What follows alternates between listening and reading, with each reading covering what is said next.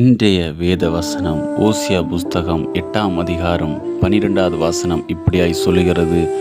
என் வேதத்தின் மகத்துவங்களை அவர்களுக்கு எழுதி கொடுத்தேன், அவைகளை அந்நிய காரியமாக எண்ணினார்கள்.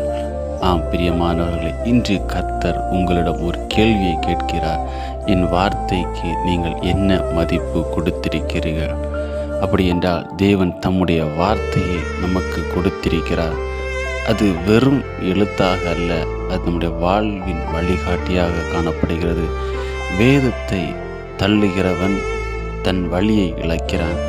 வேதத்தை பற்றி கொள்கிறவன் தேவனுடைய ஆசீர்வாதத்தை அனுபவிக்கிறான், சுதந்திரித்துக் கொள்கிறான். இன்று முதல் ஒவ்வொரு பிள்ளைகளும் தேவனுடைய வார்த்தைக்கு உங்கள் இருதயத்தில் முதல் இடம் கொடுக்க வேண்டும். அப்படி நாம் முதல் இடம் அவனுடைய வார்த்தைக்கு கொடுக்கிற நேரத்திலே உங்கள் வாழ்க்கையில் புதிய காரியங்கள் நடக்கும், அவர் செய்வார்.